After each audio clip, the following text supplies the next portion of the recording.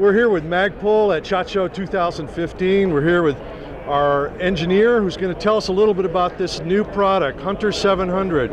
All right, so this right here is a 700 chassis. It fits on the Remington short action. What we pretty much did is we created a rifle stock here that really lets the end user fit the rifle to the shooter. What we've done here is on the front we have our M-lock slots, so you can get your accessories on there for sling mounts and bipod mounts.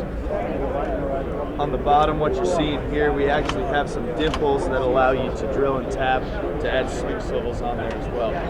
On the back here, you see that this is very similar to our shotgun. It has the same cheek riser, so you can interchange these for different heights depending on what kind of scopes you're running. The length of pull is also adjustable by adding or removing half-inch spacers here in the back. You can change the length of pull from 13 inches all the way to 15.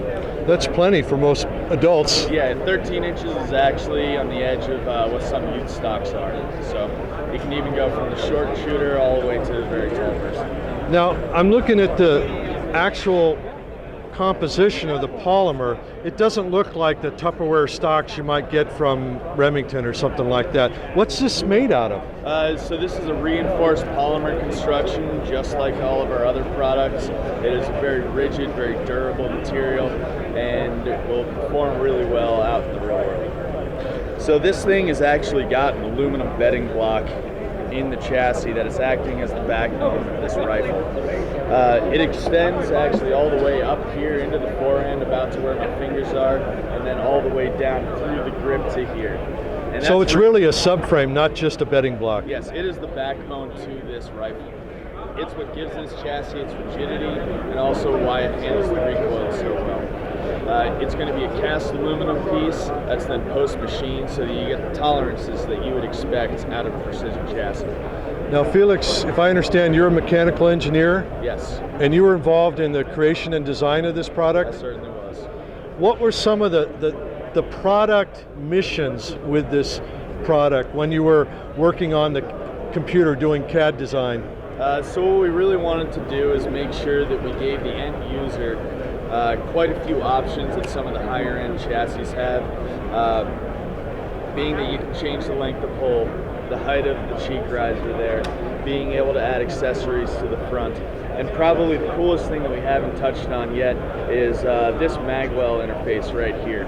So out of the box, this stock can take the standard Remington BDL floor plate. But by removing a simple spacer that you see right here in front of you, you can add in our own Magwell that we have now also released.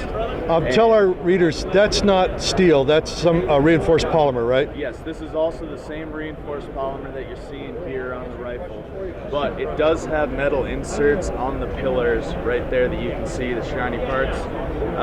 That way you have metal on metal interfaces all the way through from your Magwell through to the action. Smart design. So that when you get your torque settings on your action screws, it'll stay there. Now, our readers have seen a preview we've done of the Hunter 700. There were some questions like, is this really just $259.95? And what about the magazine? Does that come stock or is that extra? All right, so the rifle chassis itself is $259.95. As an addition, as an upgrade, you can get the Magwell, which will be kitted with the magazine that you see here as well, for an additional $69.95. And this magazine is a new Magpul product, is that correct? It is a new Magpul product, but it is of the AI pattern, so it will be compatible with those chassis as well. Guys are very excited about that. I have heard lots of posts in our forum. I've seen lots of posts in our forum, people saying, oh man, Magpul is making a AI compatible magazine, I'm there.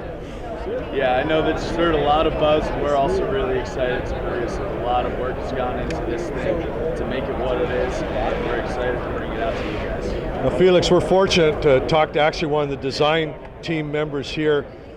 You told us earlier you used some advanced techniques to produce the prototypes here, including 3D printing, is that right? Yeah, we did use some 3D printing. It really helps to kind of get the end user a good feel as to what the product is going to be, and that way we can really tweak it to the exact dimensions that we'd like to. Now, the big question my readers have is this simply the first in a series of new Magpul stocks? Are you entering feet first into the stock making market?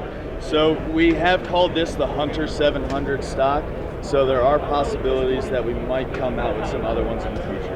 I know we've got guys who are shooting in the precision rifle series who'd love to see Magpul develop something for that discipline.